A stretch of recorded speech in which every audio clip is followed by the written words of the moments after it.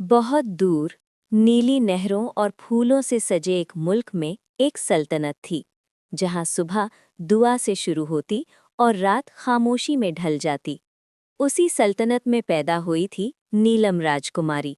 वो 4 बहनों में सबसे छोटी थी, मगर उसकी आंखों में ऐसी गहराई थी जैसे अल्लाह ने सब्र को शक्लें दे दी हो। उसकी माँ बहुत पहले इंतकाल कर चुकी थी। कुछ बरस बाद बादशाह ने दूसरी शादी की और उसी दिन से नीलम की जिंदगी से चैन रूठ गया। सौतेली माँ मलिका जाहिदा। मलिका जाहिदा बाहर से नेक और पाकीज़ा लगती थी, मगर दिल में जहर पाला करती थी। वो नीलम की मासूमियत से डरती थी, क्योंकि बादशाह की नज़रों में नीलम ही सबसे अजीज थी। मलिका चाहती थी कि उसकी अपनी बेटियां ही सल्तनत की वारिस बने। 3 बहनें। नंबर 1 ज़ारा, जलन की आग। ज़ारा सबसे बड़ी थी, खूबसूरत मगर घमंडी। उसे नीलम का सुकून चुभता था। वो सोचती, बिना बोले भी ये सबका दिल कैसे जीत लेती है। महरुख साजिश की साथी। महरुख चालाक थी।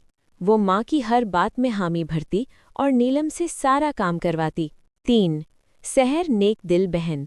सहर सबसे अलग थी। वो नीलम के दर्द को समझती थी, मगर डर के मारे सच का साथ नहीं दे पाती थी। जुल्म की शुरुआत। नीलम से सुबह से रात तक काम करवाया जाता। महल की सफाई, बागीचे की देखभाल और पानी की नहरों की निगरानी। उसके नाजुक हाथ जख्मी हो गए तो मलिका जाहिदा ने हुक्म दिया, पट्टियां बांध दो, काम रुकना नहीं चाहिए। नीलम ने कभी शिकायत नहीं की। वो बस खामोशी से अपनी तकदीर को सजदा करती रही। नीली नहर का राज। हर रात काम खत्म होने के बाद नीलम नहर के बादशाह किनारे को मजबूरन हुक्म देना पड़ा, नीलम को महल से दूर भेज दिया जाए। सहर रोती रही, मगर सच कहने की हिम्मत न कर सकी। सब्र का इनाम।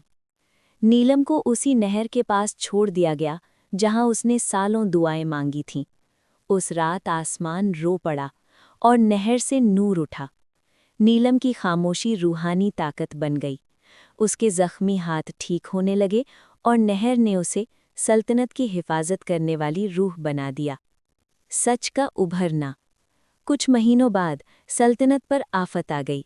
न पानी रहा, न फसल। तभी सहर सच लेकर बादशाह के सामने आई। ज़ारा और महरुख की साजिश उजागर हुई। मलिका जाहिदा का चेहरा बेनकाब हो गया। अंजाम। नीलम को वापस बुलाया गया। वो वही थी, मगर अब उसकी खामोशी में ताकत थी। बादशाह ने कहा, सल्तनत तुम्हारी अमानत है। ज़ारा और महरुख को उनकी जलन का फल मिला। मलिका जाहिदा को महल से निकाल दिया गया और सहर नीलम के गले लगकर रो पड़ी।